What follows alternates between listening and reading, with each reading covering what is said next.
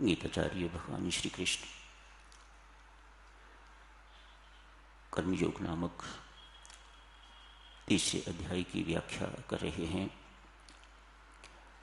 आज उन्होंने कर्मयोग की कुंजी समझाई है, विभिन्न पक्ष कर्मयोग के समझा रहे हैं। क्रिया ही कर्म है, हर क्रिया कर्म नहीं है। हर कर्म तो क्रिया है, लेकिन हर क्रिया कर्म नहीं। संत महात्मा थोड़ा सा यहाँ भेद लाते हैं। जैसे व्यक्ति नन्हा बच्चा है, शिशु है, बड़ा होता है, इसमें क्रिया तो है पर कर्म कोई नहीं। बचपन से जवानी में प्रवेश करता है, क्रिया तो हो रही है लेकिन कर्म नहीं है। बुढ़ापा आता है, क्रिया तो हो रही है, कर्म कोई नहीं। हृदय धड़कता है, क्रिया तो हो रही है लेकिन कर्म नहीं है। भोजन पच रहा है, उसका विसर्जन हो रहा है मल के रूप में, क्रिया तो है, कर्म नहीं है। क्रिया कर्म कब बनती है?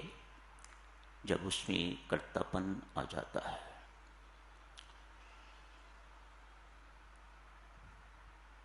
बाल अवस्था से जवानी में प्रवेश करने में कर्तापन का कोई स्थान नहीं है।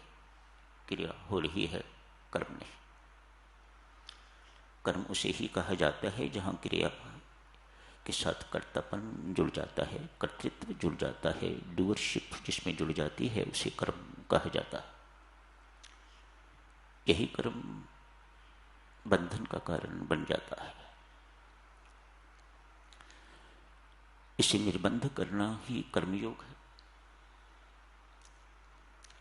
जहाँ कर्तापन होगा, जहाँ कर्म के साथ ये होगा, मैंने ये कर दिया, मैं ये करवा रहा हूँ, इत्यादि इत्यादि, जहाँ आपने देवियों सज्जनों अपने कर्तापन की स्टैंप लगा दी, आपके मुख से निकल गया मैं, बस वही कर्म बंधन का कारण बन जाएगा। यही कर्म यदि दूसरों के लिए किया जाता है, अपने लिए न करके, अपने लिए करना तो स्वार्थ है, अतएव बंधन का कारण। दूसरों के लिए कर्म करना निस्वार्थ हो जाता है, अतएव मोक्ष का साधन। इसी को कर्मयोग कहा जाता है। अपने लिए न करके दूसरों के लिए कर्म करना, अपने लिए सुख न चाह के दूसरों के लिए सुख की कामना करना, अपना उपकार न चाह के दूसरों का उपकार चाहना, अपना हित न चाह के दूसरों का हित चाहना, ये सब कर्मयोग के अंतर्गत हैं। आज यज्ञ के अंतर्गत विभिन्न पक्ष गीताचार्य भगवान श्री कृष्ण अर्जुन को समझा रहे हैं। यज्ञ की बड़ी सुंदर परिभाषा भगवान श्री ने समझाई है, स्वामी जी महाराज ने स्पष्ट की है। ये संसार कहते हैं आदान बलिदान, आदान प्रदान, लेन देन पर ही चल रहा है। एक व्यक्ति देता है, दूसरा लेता है, इत्यादि इत्यादि, इसी से संसार चल रहा है।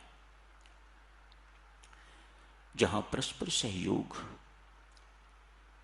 की भावना नहीं रहती, वहां व्यक्ति व्यक्ति न रह के तो मानव मानव न रह के दानव कहता है।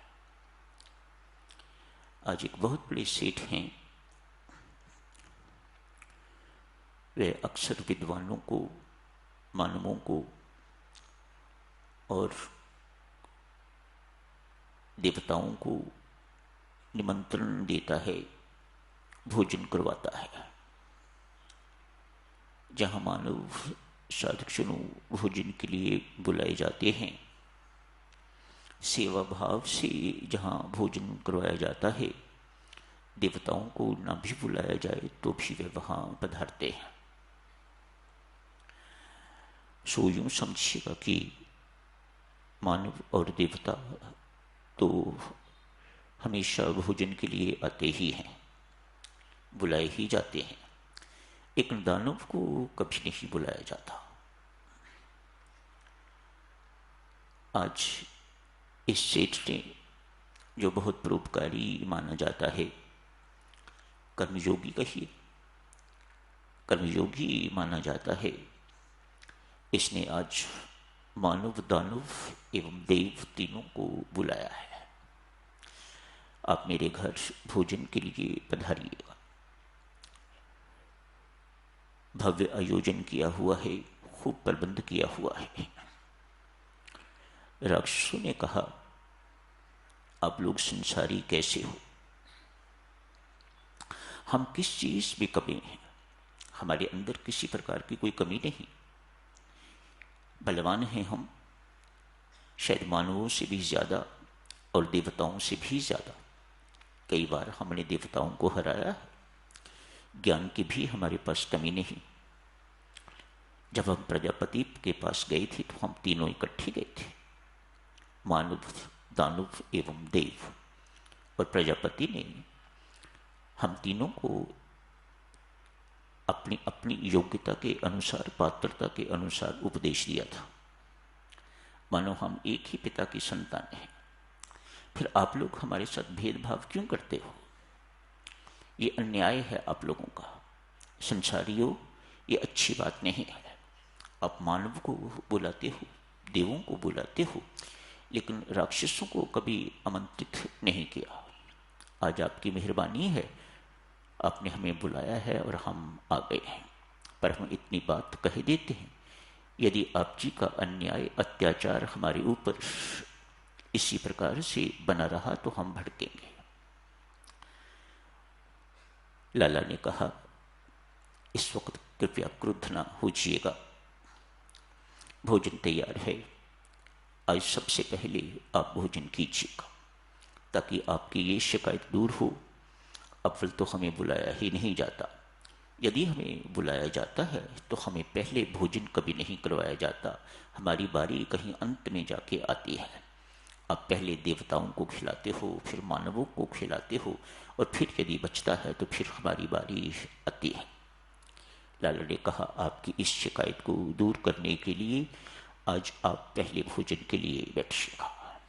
एक शर्त है, पंक्तियों में बैठ जाइएगा, आमने सामने। जितने भी आप 150 आए हुए हैं सब बैठ जाइएगा। पर मैं एक शर्त से भोजन आपको खिलाऊंगा, और वह भी पहले आपके दोनों हाथों पर 3-3 फुट लंबी लकड़ी की फट्टी में बांध दूंगा। मंजूर है? बांध दीजिएगा। दोनों हाथों पर देखो मेरी तरफ।